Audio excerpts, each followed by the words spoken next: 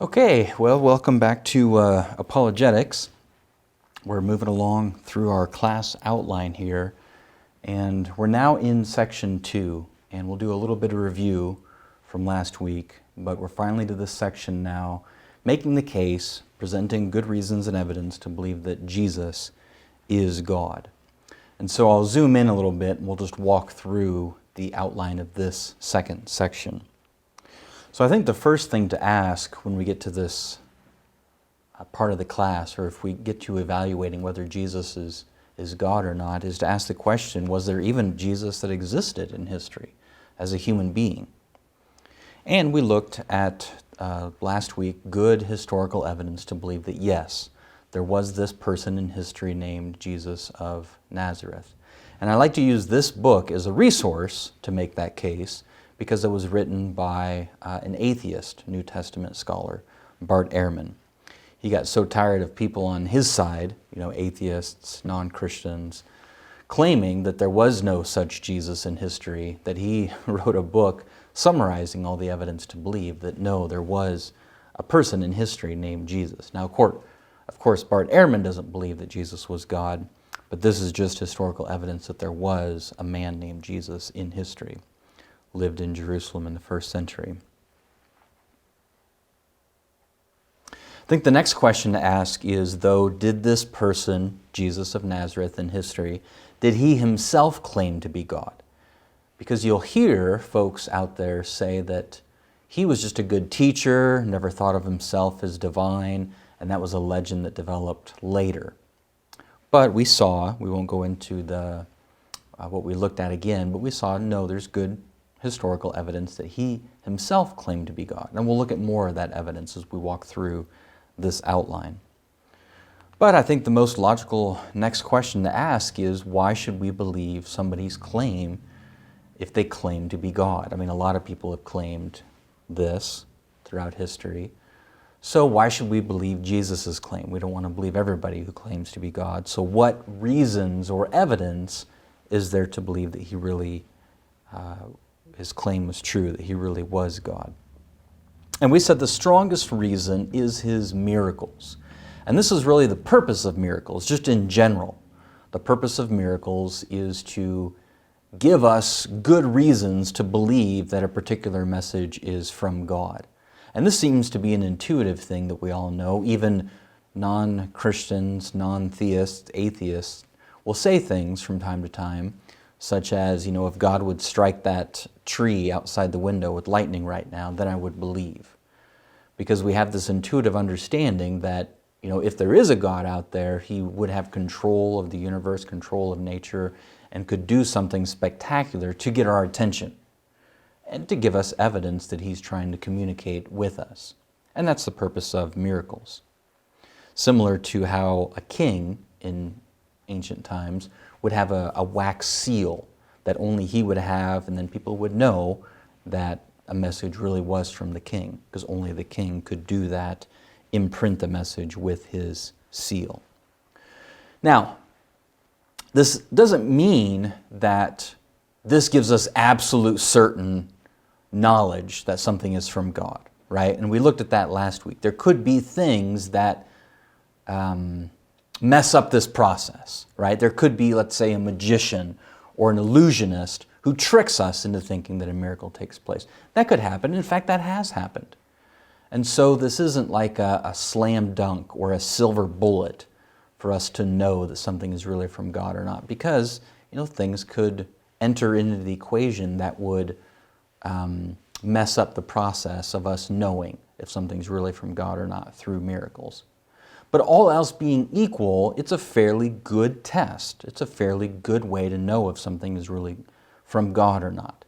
And we talked about other forms of knowledge, and this is really the study of epistemology in philosophy, right? How do we know things? And in every way that we know something can get messed up, right? The scientific method is a great way for us as human beings to know things, but mistakes can happen in the scientific method, right? Our deductive logic, thinking things through logically, is a great way to come to conclusions and to know things, but we can make mistakes.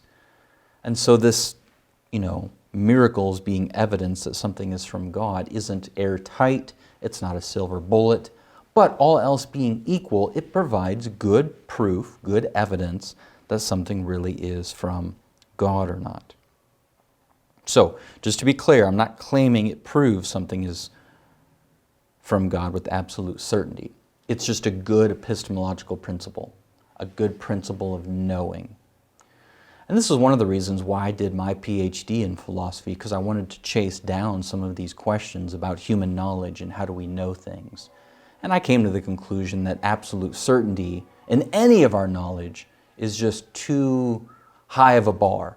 As finite beings, we can never get to absolute certainty. There's always an element of faith in all of our beliefs and choices that we make. There's no airtight principles of knowledge. That's why it's so much easier to be a skeptic, right? Of anything, right? Of Christianity or of Islam or anything that someone proposes. It's so much easier to be a skeptic of it because it's easy to come up with possibilities or problems in our cases for things, right? When somebody makes a case for something they believe in, it's relatively easy to poke holes in it. It's easy to be the skeptic because you can imagine how things could have got wrong in their approach, right? And this is what happens in a courtroom as well when the prosecuting attorneys and the defense attorneys go at it, right? They look for holes in one another's arguments. And the same thing happens here as well. But my point here is if a message that claims to be from God is accompanied by miracles, then all else being equal, those miracles provide good evidence that the message really is from God. So Jesus' miracles, if there's good historical evidence for them, and that's what we're evaluating, if there's good historical evidence for Jesus' miracles, then that helps back up his claim that his message really is from God. And of course, part of his message, Jesus' message, was that he himself is God. So that's why we're evaluating this in this way. So we're spending a few weeks evaluating Jesus' miracles, because I think that's the strongest reason we have for believing that he's God. We're going to see there's other reasons to believe that he is God, but I think if you list out all the reasons to believe that Jesus is God, I think his miracles are the strongest evidence we have.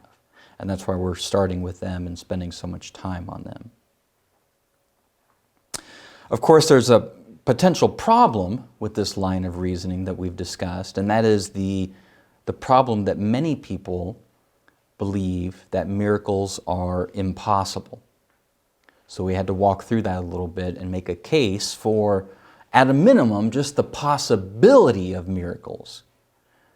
And the best way to do that, the best way to make a case for the possibility of miracles is to make a case that there is a God. Because as C.S. Lewis said so well, if there is a God, right, if we believe that there is a God, then we have to at least be open to the possibility that this God would do a miracle. Because certainly if God created the entire universe out of nothing, certainly he could do a simple miracle like churning water into wine, so on and so forth, parting the Red Sea. Now, just because we believe that miracles are possible, that doesn't mean that we should be gullible enough to believe or naive enough to believe every miracle claim that's out there.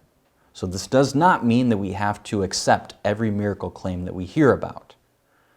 Because, let's be honest, most miracle claims are either fakes or they're simple mistakes.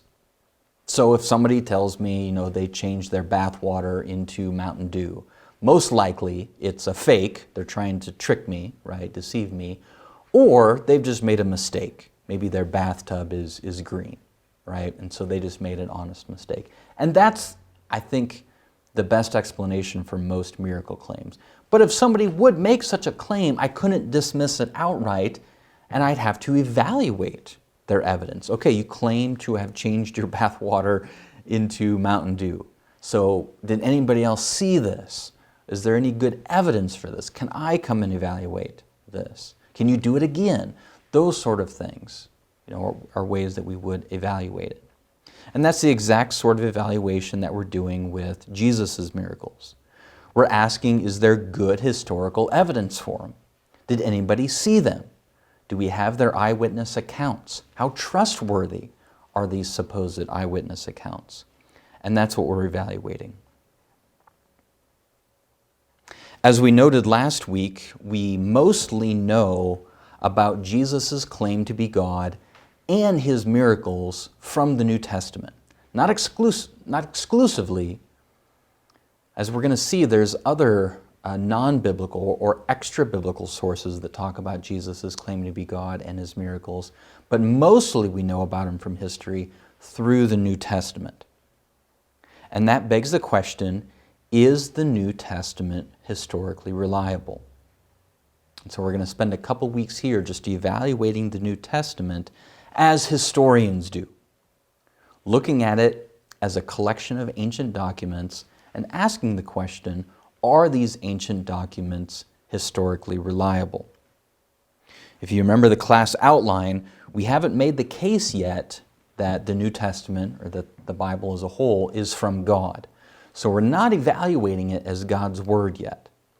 I know as Christians we believe it's God's Word, and we have reasons we believe it's God's Word, but we're not there in the class outline yet, right? We haven't made that case yet, so I'm not bringing that assumption yet into my argument. I hope that makes sense. I'm not bringing the assumption that the Bible is God's Word into my argument yet. I'll make the case that it's God's Word later in the class as I'm laying out a full-fledged case for Christianity, but at this point, we're merely evaluating the New Testament not as God's Word, we're not claiming that yet, but as ancient documents, and evaluating it like historians do, to see if it's historically reliable.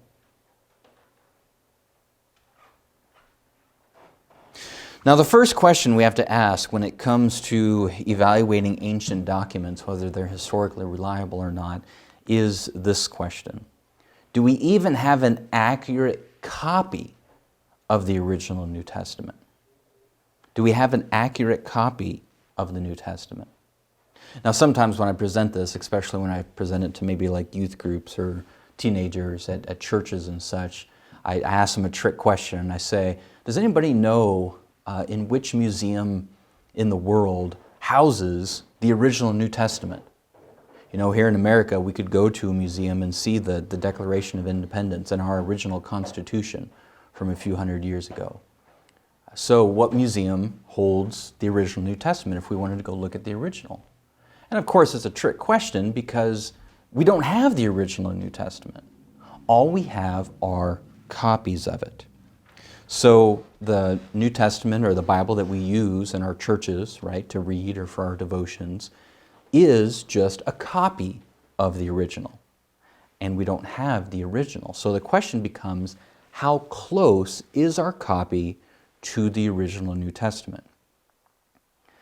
The reason we have to ask this question is because there are folks out there who will claim that the New Testament documents have been so corrupted over the years by copying errors, translation errors, that the copy we have is so radically different from what the original probably said that we can't really trust our copy of the New Testament. And so that's the legitimate concern that we're addressing in this lecture tonight. Do we have an accurate copy of the original New Testament? Ancient documents don't last forever. So this is not a problem that's unique to the New Testament. All ancient documents have to be recreated through this similar process that we're going to look at tonight. Because ancient documents just deteriorate, they fall apart. We don't have the originals. All we have are handwritten copies. So scholars that work in this field, it's called textual criticism. Some people, when they hear that term, they think, well, criticism, that means you're criticizing things or attacking things. But that's not the case. In this context, textual criticism just means that we're evaluating the copies of the text that we have to try to recreate the original, to try to understand as best we can what the original said. So there's textual criticism when it comes to any ancient document. when somebody does this with the New Testament, it's a New Testament textual criticism. And that's what these professional scholars do. That's their role. That's their job, is to look at all the copies that we have of the New Testament and try to recreate the original. Now, we should admit right up front that the copying process wasn't perfect. So these were handwritten copies. Obviously, in the ancient world, this is before the printing press. So these copies were done by hand. And it's scribes, human beings that, make mistakes. We all make mistakes. And so these scribes, as good as they were, and that was their profession, to make handwritten copies, some of these scribes, they still would make mistakes. Sometimes on purpose, if they wanted to make note of something or illustrate or draw something specific out of the text. They would do things to highlight or draw the reader's attention to certain things. But that would be a slight change or alteration of the text. And usually they would make note of their comments but sometimes not. And that's what caused some of the confusion. But then some of the copying mistakes were just that, just human mistakes. So the question becomes, how accurately can we recreate an original ancient document? By comparing all the handwritten copies that we have, how accurately can we recreate from the copies the original?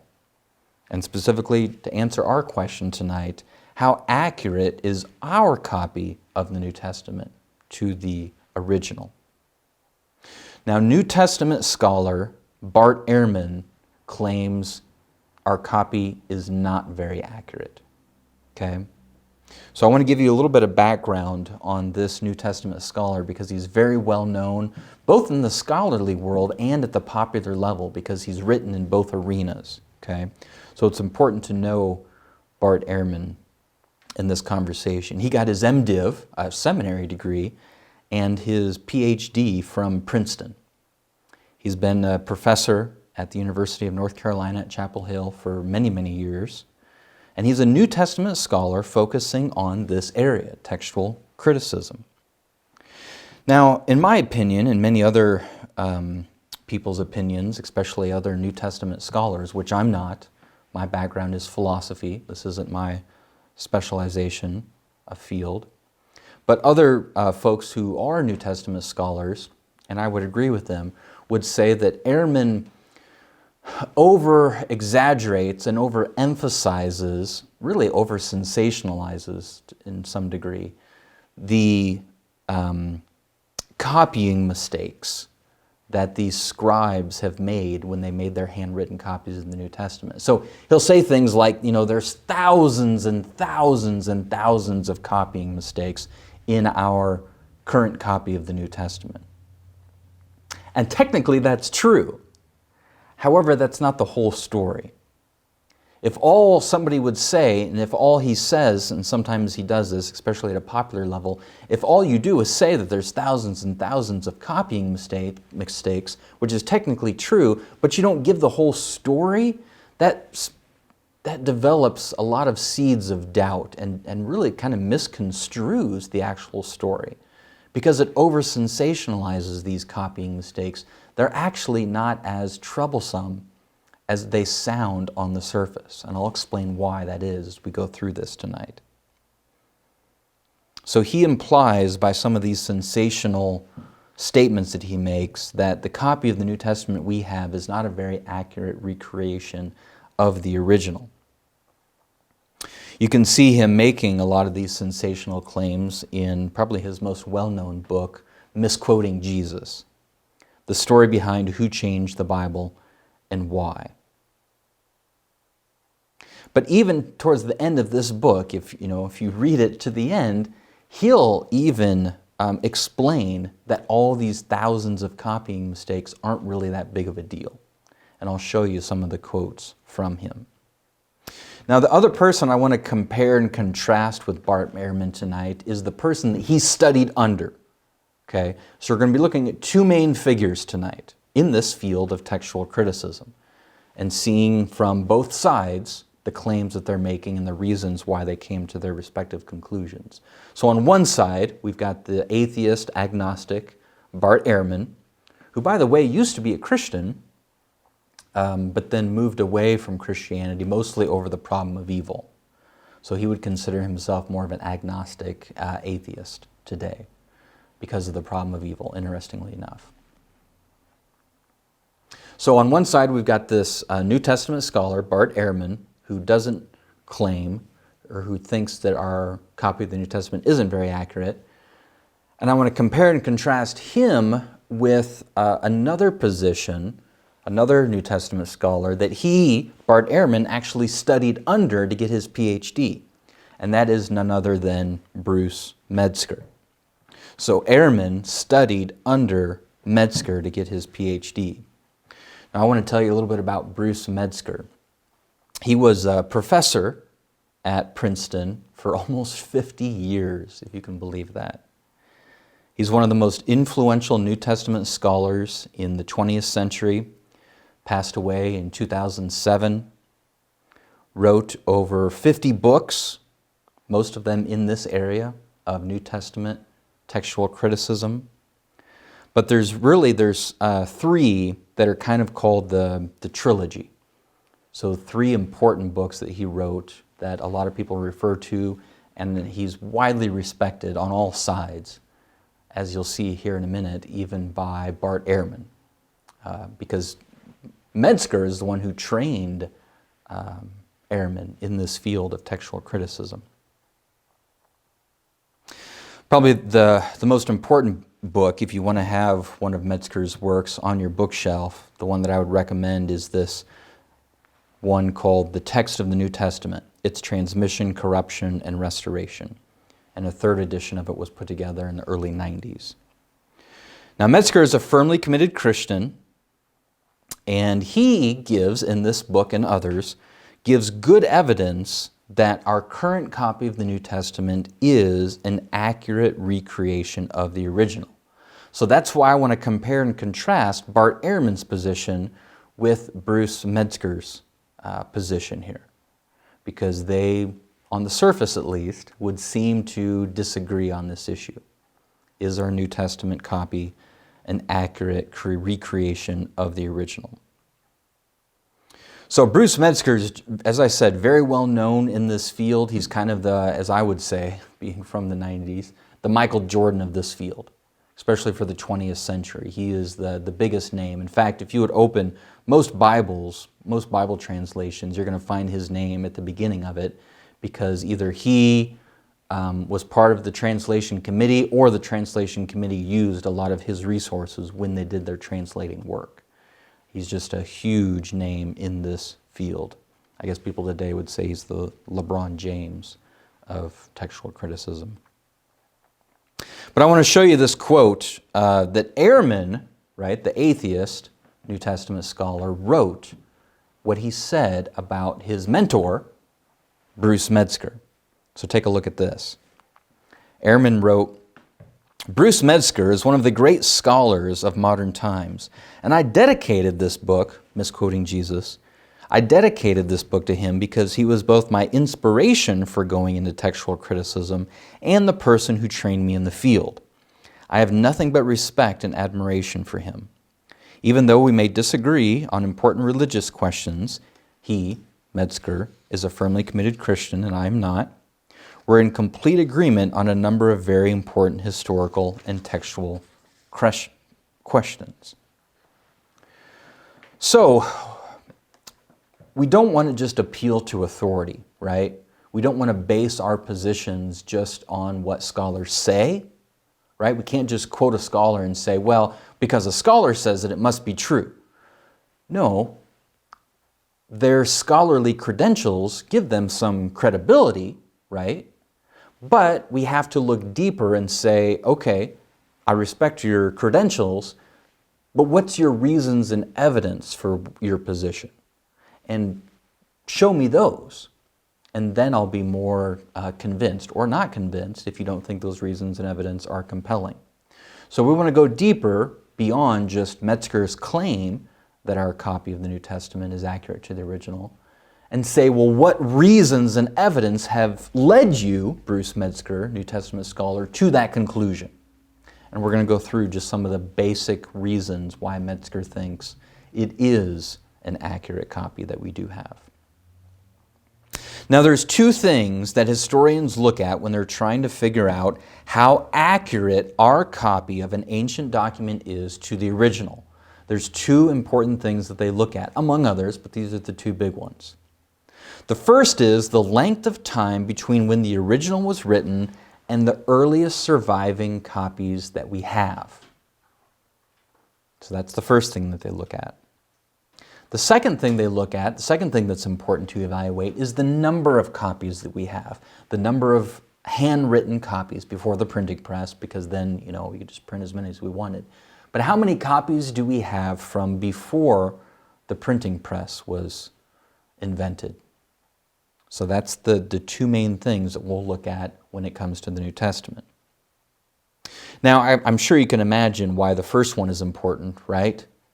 So why is it good to have copies that are very close in time to when the original was written? Well, it's because the less time there is between those two things, when the original was written and our earliest surviving copy, the less room there is for copying mistakes, right? I think that's pretty intuitive. And so historians prefer to have copies that are very close in time to when the original was written. The closer, the better, because less time, less opportunity for copying mistakes to be made. So let's do a bit of a competition here when it comes to this time period. Let's look at several other ancient documents and compare them to what we have with the New Testament copies. So we'll start with Aristotle. Everybody reads Aristotle in school, right? Very well-known figure from the ancient world, probably the most famous, besides Jesus, of figures from the ancient world. He wrote around 300 BC, several works, and the earliest surviving copy that we have of Aristotle is from AD 1100. So we're talking a period of 1,400 years that copying mistake could have happened. Not saying that they did, but that's a long time period of copies being made of copies being made of copies that mistakes could have happened. But we still read Aristotle, and we still, for the most part, attribute what's in his books, like Nicomachean and Ethics, to what he really said. Probably not 100%, probably not exactly what he said, but we trust, for the most part, that these copying scribes did their work faithfully during those 1,400 years. Let's move on. Herodotus is a well-known historian from the ancient world. He just wrote what we would call history books, history textbooks today. He was an ancient historian. Wrote around 400 BC. I'm just rounding off the figures to make the math easier.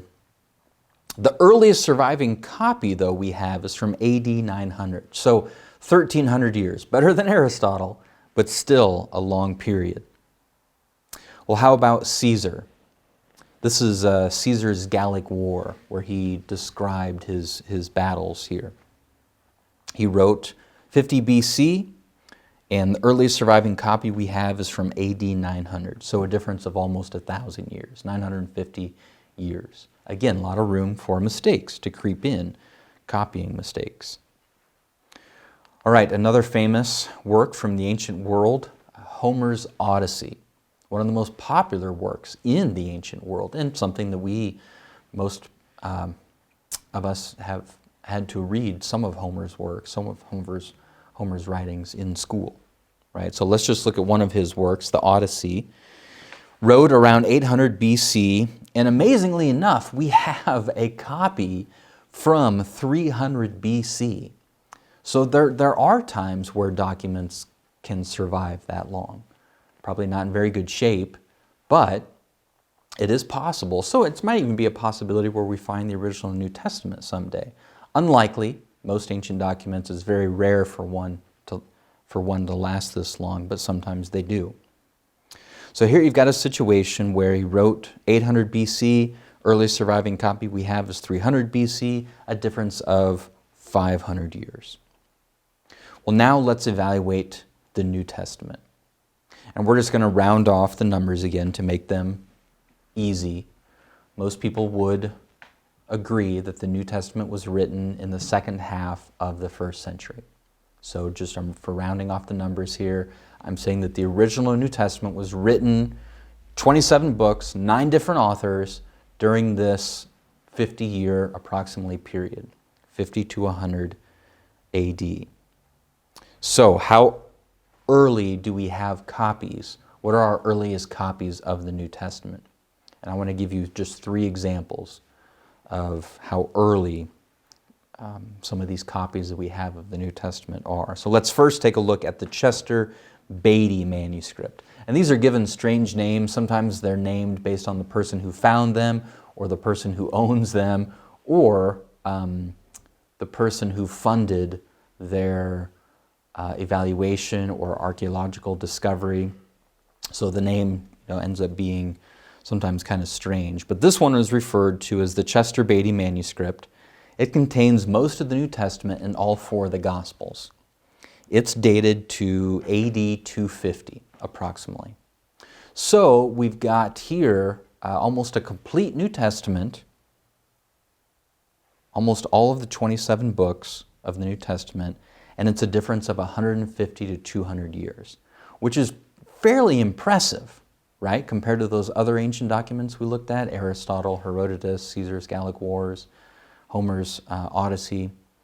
Here we're down to 150 to 200 years. Pretty impressive for historians. But we can go back even further. So consider the Bodmer manuscript. The Bodmer manuscript, which contains several New Testament books. This is dated around AD 200. So now we're down to a difference of 100 to 150 years, even better. But we can go back even further. This is one of the earliest New Testament copies that we've discovered so far. Take a look at this. It's referred to as the John Ryland manuscript. And it's merely a portion of the Gospel of John. But it's been dated somewhere between 117 to 138 AD. So early 2nd century. Now we're talking a difference of 20 to 70 years, which is absolutely remarkable for an ancient document. So compared to all those others, this is golden. This is very impressive to textual critics and historians that evaluate this. And this is one of the reasons why Bruce Metzger is so confident that our copy of the New Testament is a very accurate recreation of the original. So let's move on. We said there's 2 things that historians look at, 2 things that they find to be really impressive as we try to recreate the original. The first one we've discussed already now, and that is the amount of time between when the original was written and the earliest surviving copy. The other thing historians look at is the number of copies we have. And you might think at first, well, why is that important? Why is it good to have more copies? Well, to illustrate this, let me use this example. My wife and I, you're going to think I'm terrible, but when our children were younger, right, one of the punishments that my wife and I came up with, if they got in trouble, they did something wrong at home, one of their punishments that we came up with was to take a page out of the dictionary and to copy it. And if they would make too many mistakes when they were copying that page out of a dictionary, they would have to redo it. I know it's pretty barbaric, but that's what we did. So let's say, you all that are taking this class, so I got 20 people taking this class with me this semester.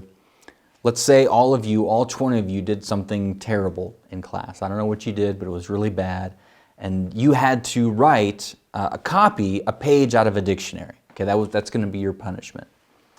So let's say I had a dictionary here, right, and I ripped out a page from the dictionary, and then I passed it around to all 20 of you, and you all copied it. maybe you took it home for a week and copied it, however, and then you passed it on to the next person.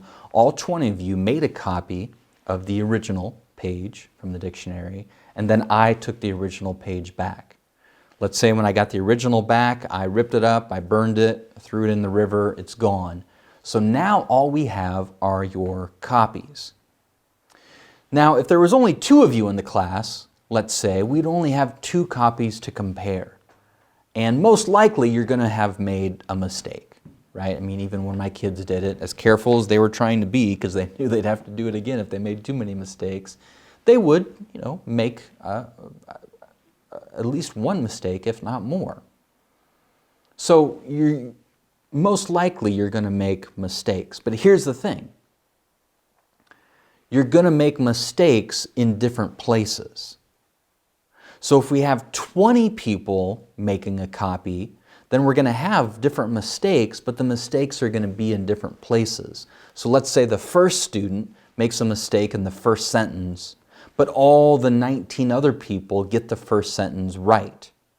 Well, when we compare all 20 copies and we see 19 of them say it this way, but then the 20th has a different word or a misspelling or the order is messed up, then we would just conclude that that 20th person made a mistake because all 19 had it the same. And so we would see mistakes that different people would make, but they'd be making them at different places. And we could, with a high degree of accuracy, recreate the original page from the dictionary by comparing the copies, even though the copies themselves had mistakes. Of course, as you can imagine, the point I'm driving at is that the more copies we have, the more accurately we could recreate the original, right? So back to my example, if there's only 2 people taking it in the class, then it might be more difficult. It would be more difficult to know, okay, did he make a mistake or did he? There's only 2 to compare. But if we had 20, then if one person made a mistake at one section, we could look at the other 19 and see what they said. And so you can imagine if, we multiplied this out, if we had hundreds of people making a copy, thousands of people making a copy, the more copies we had, the more accurate we could recreate the original, because the mistakes, again, are being made at different places. So let's just use a simple example so you can conceptualize what's going on here, what scholars do when they do this type of work. So let's say, again, just make it super simple, that we have 7 copies of the New Testament, but these 7 copies all say a particular verse a little bit differently. Okay? So in the first copy of the New Testament we look at the verse, the sentence, and it says, Peter took a large camel to Jerusalem. But in the second copy, it says it a little bit different. It says, Cephas rode a large camel to Jerusalem. And I'm not going to read them all. You can scan through and see how they're all a little bit different. And so this is a hypothetical example. This is an actual example. But I'm just trying to simplify things for you so you can see if we had this situation with 7 different copies from the ancient world, handwritten copies of the New Testament, and one verse had these different versions, I think we could fairly accurately recreate the original. Not with 100°, not with absolute certainty, but I think we'd all fairly come to the same conclusion that most likely this is what the original said. Most likely the original said that Peter wrote a large camel to Jerusalem. Now I'm making a very simple assumption here, and I'm just making the assumption to go with the majority, right? So the majority of copies use the name Peter. And so I'm just making an easy decision and say, let's go with the majority. And I think we'd probably make the same decision if we were doing that dictionary example with 20 people in this class making a copy from a page in a dictionary.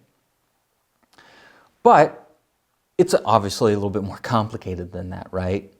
So scholars who do this as their full-time profession work, they're experts at this, they know that you can't always just go with the majority, right? Because let's say, hypothetically, that through their investigative work, through their historical textual criticism, let's say they found out that copy number 2 is the earliest copy. And the earliest copy then said Cephas, which is another name for Peter. So it's the same person, just a different name. But let's say they found out that copy 2 is the oldest copy, and that copy 1 was made from copy 2, and that copying scribe changed it from Cephas to Peter, and then all the other copies recorded or copied it from number 1, and then just copied Peter.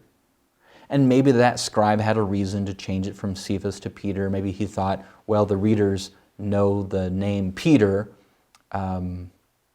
more than they know the name Cephas. So he might have felt justified in changing it from Cephas to Peter. And then if everybody else copied the first one, then that's why they all say Peter. So you don't always go with the majority. Sometimes you go with the earliest.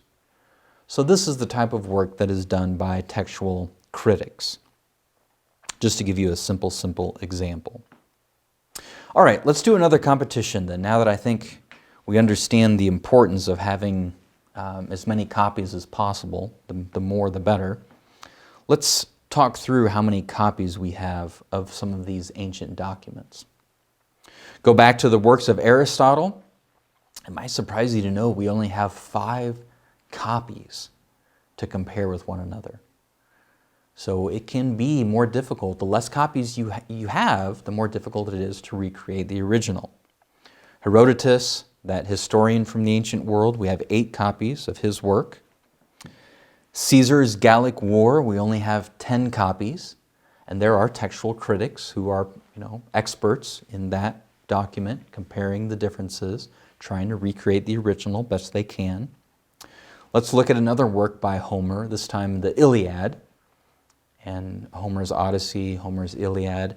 With the Iliad, fairly impressive for an ancient document, we have 643 copies that historians have to compare. And there's differences, copying mistakes, but they can look at these differences to try to recreate the original. You might be thinking, well, I'm glad that's not my job. It seems like a very tedious, laborious task, and it is.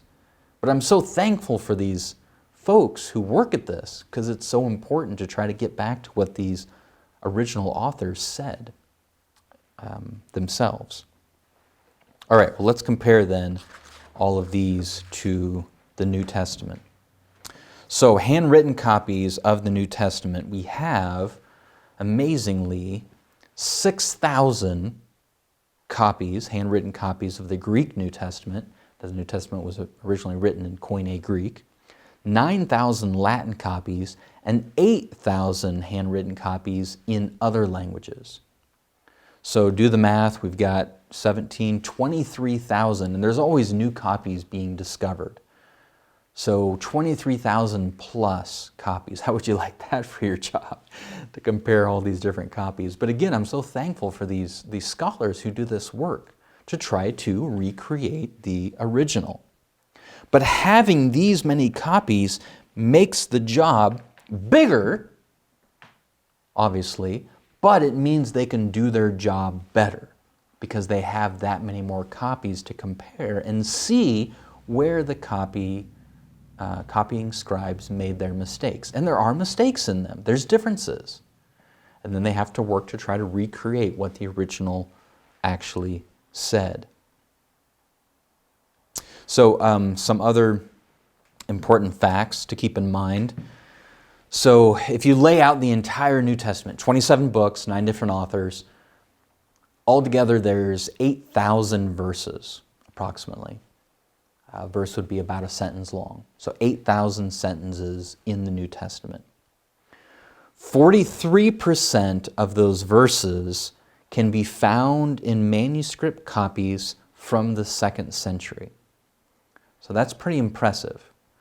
So when we're talking about early copies, we just looked at 3 of them earlier, the Bodmer manuscript, the John Ryland, and I forget the name of the other one now, but we looked at 3 of them. But there's a lot more copies we have from the 2nd century, okay? So if you look at all the copies just from the 2nd century, 43% of the New Testament can be found in copies from the 2nd century, which from a historical perspective is rather remarkable. Besides just these copies of the New Testament that we have, another impressive aspect of this is that we have thousands and thousands of quotes of the New Testament from early Christian leaders. So just like today, there were people in the early church writing books about the New Testament, right? Quoting the New Testament in their hymns, in their devotional books, in their commentaries. So a lot of the early church pastors and theologians and leaders of the church would write in letters, hymn books, commentaries. They would write things, and in their writings they would quote the New Testament. So we have all these quotes going back very early of the New Testament from these church leaders. Sometimes they're referred as the church fathers, the early church leaders in the 1st and 2nd century. 36,000 of these quotations. From these quotations, you can recreate half of the New Testament just from their quotations of it. And I want to give you just 3 examples of these church fathers quoting the New Testament. So we've got an early church father, Clement, who was writing. He wrote several things, but one thing in particular that historians date to around 96 AD, so late 1st century. That's what the C means, circa, close to, we don't know exactly, but close to 96 AD, as best as we can tell. And in Clement's work, he cites 11 of the 27 New Testament books. And what does that tell you? If he's quoting the books, then they have to already exist for him to be able to quote them. So we have him quoting the New Testament, 11 of the 27 New Testament books. Ignatius, who this picture is of him, this painting, he was martyred by being thrown to the wild beasts. So this is a well-known painting of the martyrdom of Ignatius. But he wrote approximately AD 107, and he cites almost all of the New Testament books, 24 out of 27. And then Polycarp, who was actually a disciple of John, who wrote the Gospel of John, the disciple of Jesus. So think of Jesus discipled John, and then John discipled Polycarp, and we have some writings from Polycarp from approximately AD 110, and in his work he cites 18 of the 27 New Testament books. So besides all the New Testament copies, we have these quotations of the New Testament from many of these early church leaders. So one last competition, and we'll move on here.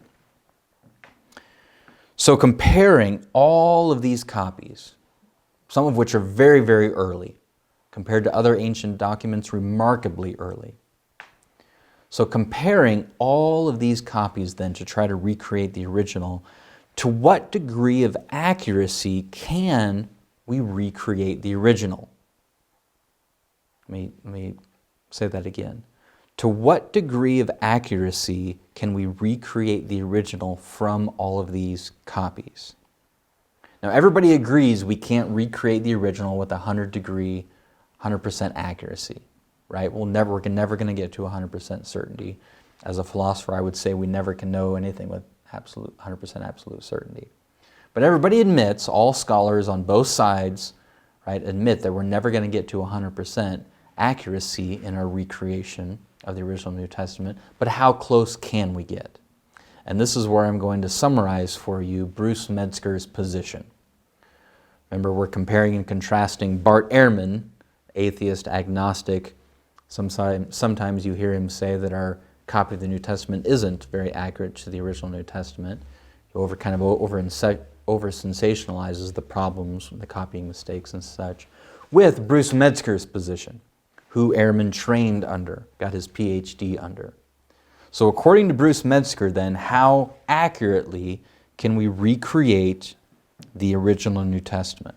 Let's just do this final competition between Homer's Iliad, one of the most well-copied, most copies, early copies of ancient documents, with the New Testament. So according to Metzger and other scholars, we can recreate Homer's Iliad with a 95% degree of accuracy, which is pretty good for an ancient document, right? Well, how does that compare to the New Testament? According to Bruce Metzger, and Michael Jordan of this field, we can recreate the original New Testament from these copies with a 99.5% degree of accuracy, which is really impressive and actually unheard of when it comes to ancient documents. The New Testament is far and above more well copied and more able to be recreated than any other ancient document by far. So what about all these thousands and thousands of copying errors that Ehrman likes to emphasize in his debates and his popular books? Why are they not such a big deal? Well, one of the reasons they're not that big of a deal is you have to count each error in each copy. So if somebody does make a copying mistake and changes it from, what did we say, from Cephas to Peter, then every time it's copied as Peter, you have to count that as another error. That's one of the reasons why there's thousands and thousands of copying errors. But as we've seen, the copying mistakes are made in different places, and so even though there are many mistakes in 8,000 sentences, you can recreate the original with a very high degree of accuracy.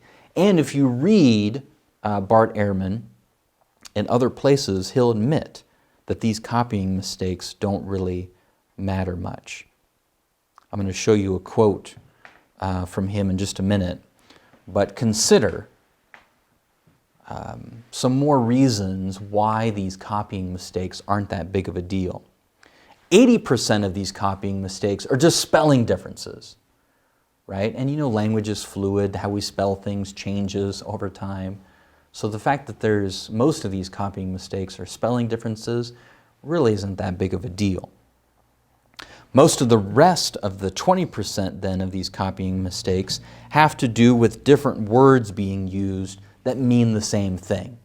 And I even use one of them in my simple example, right? Was it a large camel or a big camel? Well, large, big, does that really change the meaning of the sentence? It doesn't. Or name differences. Peter, or some copies would say Simon Peter, whereas other copies would say Cephas. All different names for the same person. So only 1% of these copying errors in the New Testament copies change the actual meaning of a sentence.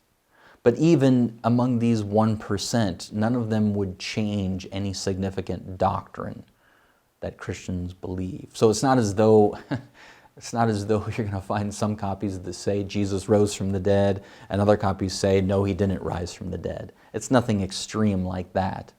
This 1% of copying mistakes would change the meaning of a sentence, and we're not quite sure what that original sentence said.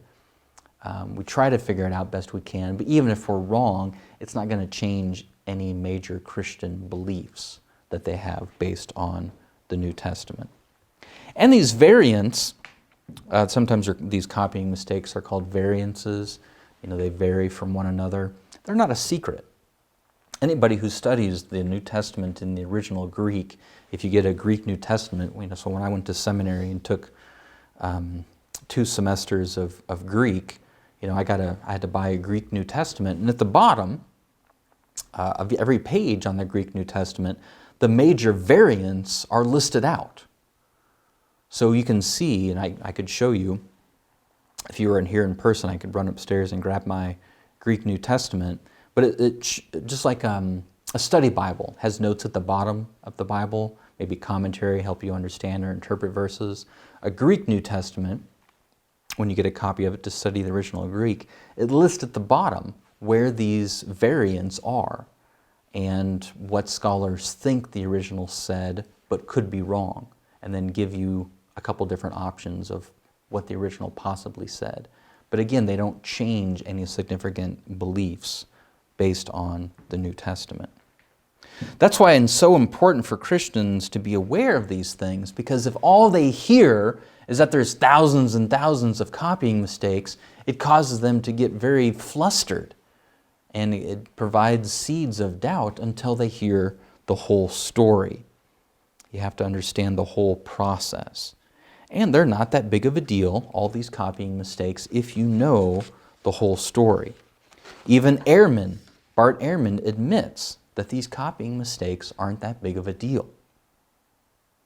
So here's that quote I was telling you about. This is towards the end of his book, Misquoting Jesus.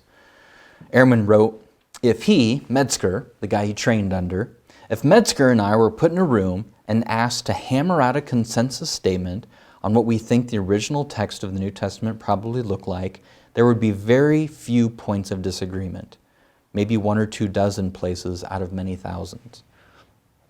So the position I'm arguing for here in Misquoting Jesus does not actually stand at odds with Professor Metzger's position. Again, here you go. This is what I was saying. The essential Christian beliefs are not affected by textual variants in the manuscript tradition of the New Testament. So even Bart Ehrman himself says that these copying mistakes are not that big of a deal. We can, with a very, very high degree of accuracy, recreate the original New Testament. Now, the last thing I want to do tonight is talk about another problem that some people raise when it comes to how accurate our copy of the New Testament is today compared to the original. And you don't see this at a scholarly level, but at a popular level, you'll see this brought up sometimes. And so I do want to just spend a couple minutes on it here. Sometimes you'll hear things like this. Look, the New Testament has been translated so many times, over and over and over again, from one language to the next language to the next language. It's been translated so much that we have no idea what the original New Testament actually said or what it meant. It's been, if you will, lost in translation. And sometimes you'll hear that, and this is just uninformed people who aren't aware of how this process works. They just don't know how the process of translation works. So you just have to helpfully clarify it for them, lovingly and respectfully. But they think of it as like the telephone game.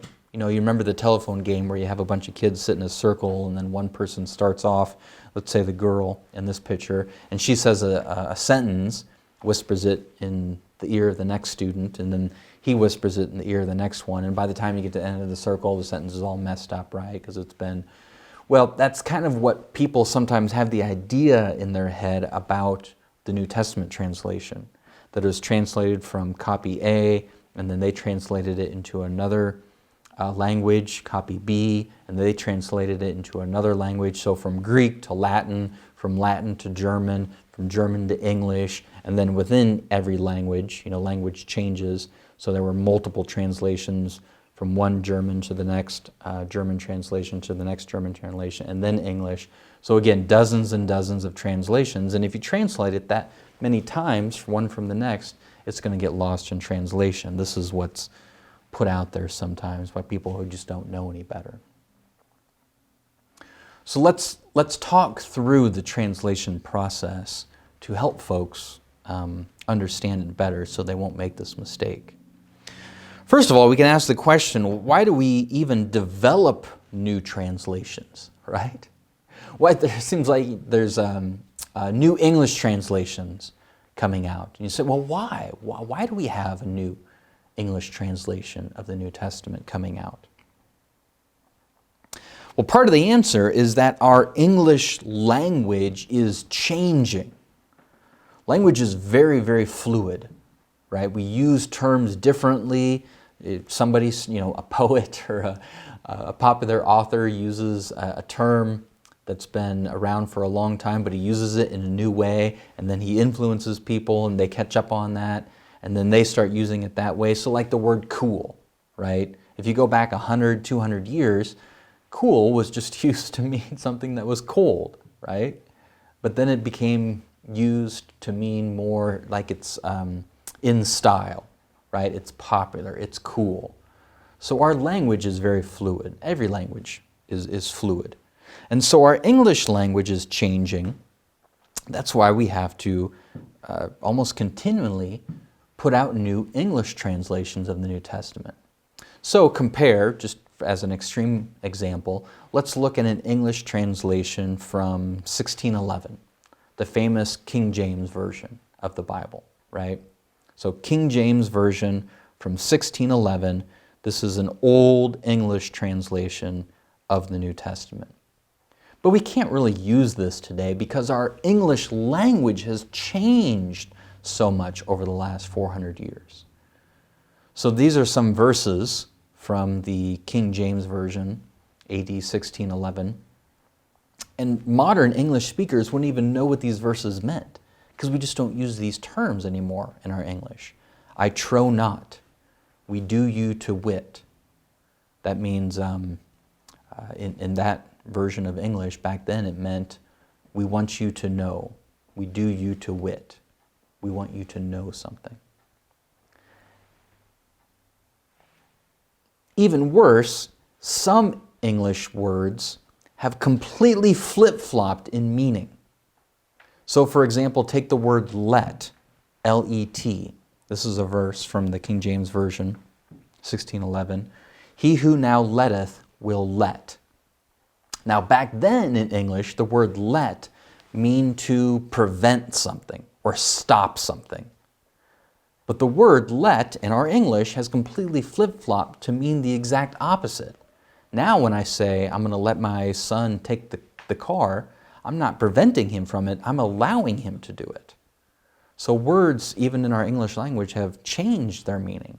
And so that's why we have to come up with a new English translation. By the way, the word let is still used in the old-fashioned way in the sport of tennis. So when a tennis ball hits the net, you'll hear the referee say, let. Some people think the referee is saying net, like it hit the net, but he's actually saying no, let, because the net prevented the ball from going over. So it's still used that way sometimes, but for most English speakers, the word let means to allow something. So for this reason alone, sometimes we have to make new translations.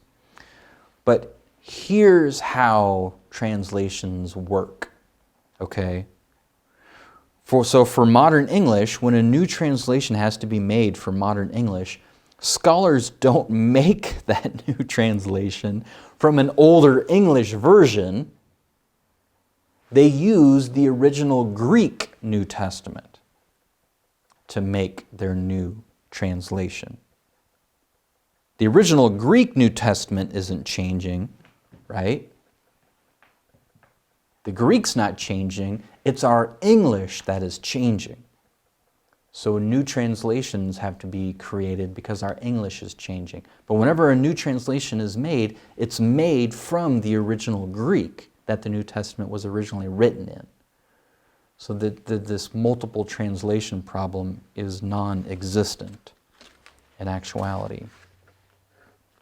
Same thing if we're making a new translation, let's say, for a new language that's discovered in Indonesia. So if these Bible translators, these professional scholars are making a translation of the New Testament for this new language in Indonesia, they're not going to use our English or German or whatever translations we already have. No, they're going to use the Greek, the original New Testament, to make their translation into this new Indonesian language that we've discovered. As a side note, the original Greek language called Koine Greek is a remarkably stable language, thanks to Alexander the Great. As I said before, language is very fluid. So if you look just at our English language from 1611, King James Version, versus now, our English has changed a lot. Words have changed meanings. You know, our English, all languages are very fluid. But Koine Greek was used for a period of about 400 years, and it's the most stable, consistent, and well-documented language before the printing press, right? So you can say in the ancient world, this Koine Greek is the most consistent, stable, fixed, well-documented language from the ancient world. So in other words, the point I'm making is that it's fairly easy for us to translate or know what the New Testament authors meant when they used their Greek words. Because the Greek language during that period from 200 BC to 200 AD, that 400-year period, the Koine Greek language was very fixed and stable in the meaning of the words as they used them. And we have so much writing from that period of history, we can compare and do word studies and see what those words meant during the first century when they used them, the New Testament writers. So it makes, even though this ancient Koine Greek is an ancient language, we can interpret it very, very well. And I say it's thanks to Alexander the Great, because when he conquered the known world, he wanted to establish, and he did, across his entire empire, a fixed, stable communication system.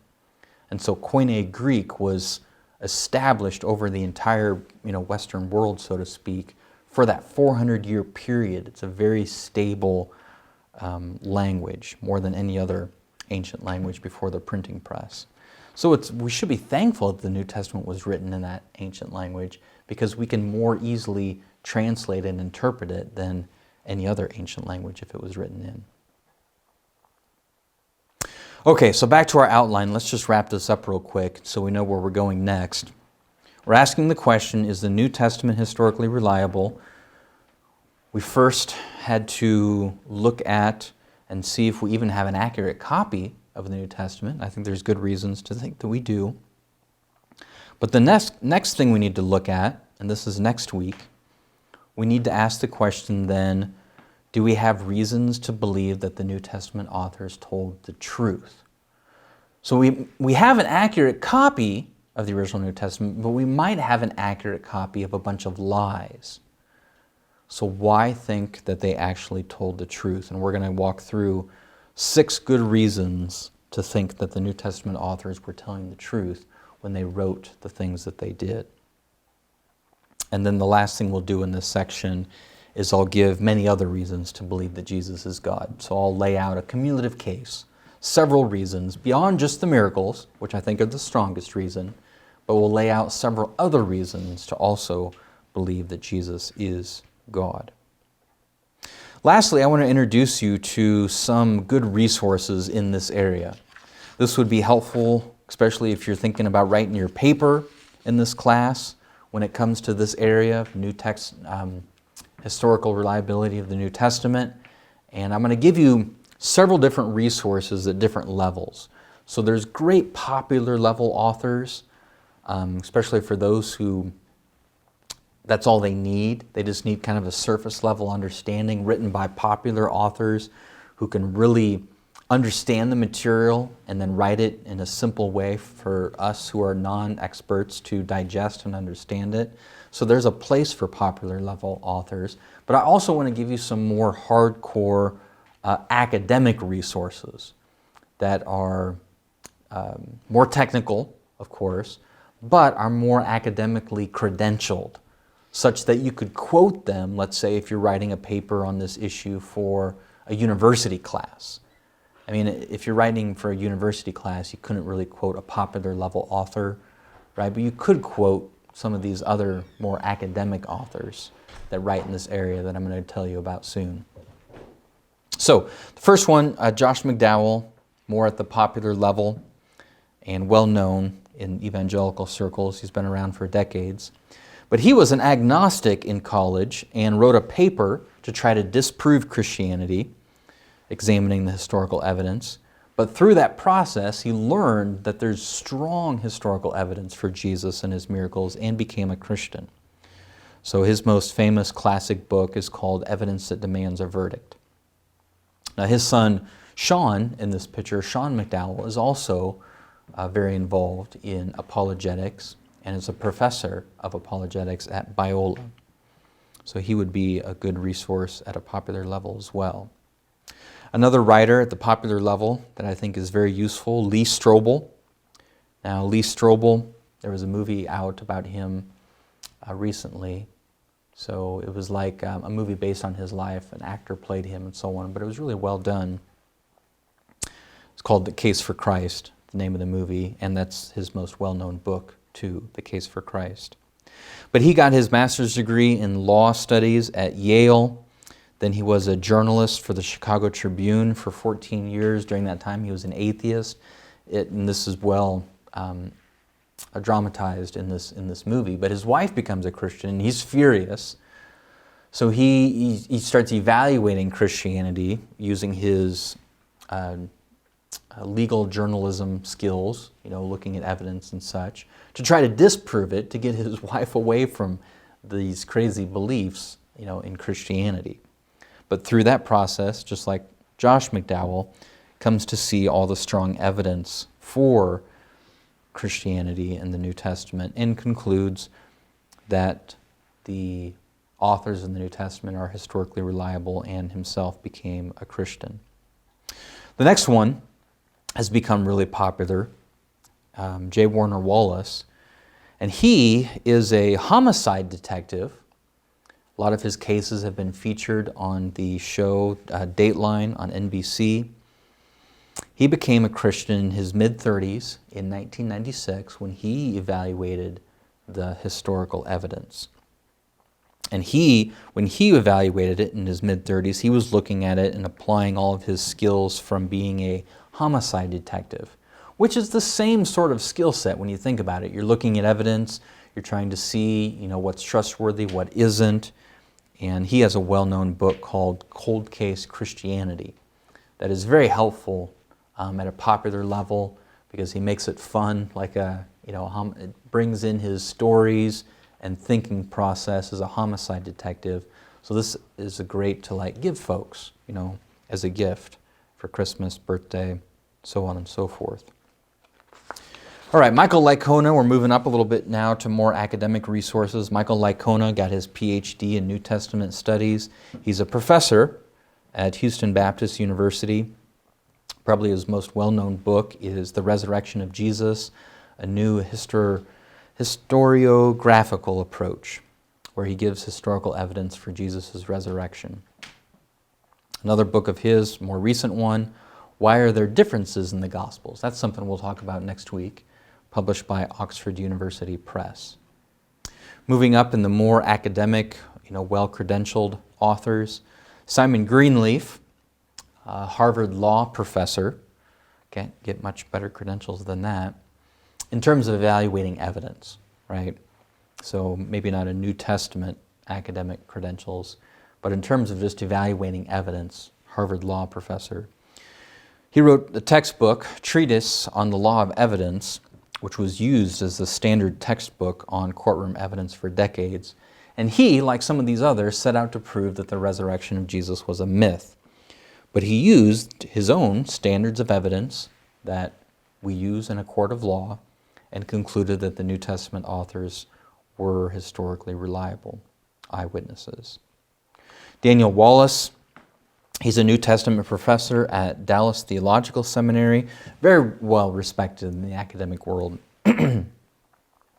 He's the founder and director of the Center for the Study of New Testament Manuscripts. Now, this is a really neat organization because what they're trying to do is to digitalize all these thousands of copies that we have of the New Testament. And that's an important work because, in the past, scholars in this field had to travel around or just look at old photographs of the various copies. But if they can all be digitalized, which they're working on that, then New Testament scholarship can move at just a lightning quick pace to evaluate the thousands and thousands of copies. And that's also why new translations have to be made from time to time, because we discover or we learn more through this process and can more accurately recreate the original New Testament. Weed out more and more of those copying mistakes as this work continues. Now, if you go online, you can watch, I think at least one, if not more, debates between Daniel Wallace and Bart Ehrman. So I'm sure you can find them online or on YouTube. I didn't do that for you, but you can find them. And that would be very useful to watch these debates between two respected academic New Testament scholars and why they disagree, why they have different positions. Two more real quick and we'll be done tonight. Paul Meyer. Paul Meyer grew up in a Christian home, but he wanted to explore and study if there was any historical evidence for Jesus. He got his master's degree from Harvard and his PhD from the University of Basel. Then he was a professor of ancient history at Western Michigan University for decades. He's retired now, but he was a professor of ancient history at a secular university for a long time. So this is somebody you surely could quote if you're writing a paper, let's say, in a university class, because he was a well-respected academic professor at a secular university. But a book, besides his academic work, he also wrote some fictional novels. And one of them that I've read and really enjoyed is called A Skeleton in God's Closet. And it's a fun, fast-paced, moving, kind of like an Indiana Jones excitement level novel, similar to the Da Vinci Code. So if you've heard of or read or watched Dan Brown's The Da Vinci Code, this is similar to it. And I think he might have even wrote it in response to have an alternative option for people than the Da Vinci Code. But this is really good. I enjoyed it. Again, it's just a fictional novel, but it's a skeleton in God's closet.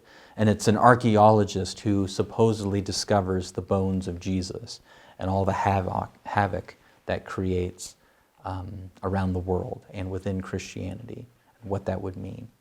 But I'll let you read the book to see what happens at the end, if it really was Jesus' bones or not. All right, and then the last one, and you can't really get much higher credentialed than this, but N.T. Wright, he's a professor at Oxford University and just incredibly respected in academic circles. His credentials are just absolutely stellar. Many, many books. He just writes constantly, it seems like. But most well known probably for his book on the resurrection of Jesus. So it's called The Resurrection of the Son of God, and that considered by many, many people a seminal work on the historicity of Jesus' resurrection. So excellent, very big book, very technical, but in terms of academic credibility, this would be the one to have on your bookshelf. All right, well that's the end of the lecture for tonight, and I'm just going to go through the class schedule. This is only for folks that are taking it through Midwestern Baptist Theological Seminary's Spurgeon College this semester with me. So tonight is March 25th, and I just went through, evaluating whether we have an accurate copy of the original New Testament, Lecture 9. You had to read 2 chapters only for this week, Chapter 8 in Turek's book, and then Chapter 4 in J.P. Moreland's book. So get me those reading summaries tonight by midnight.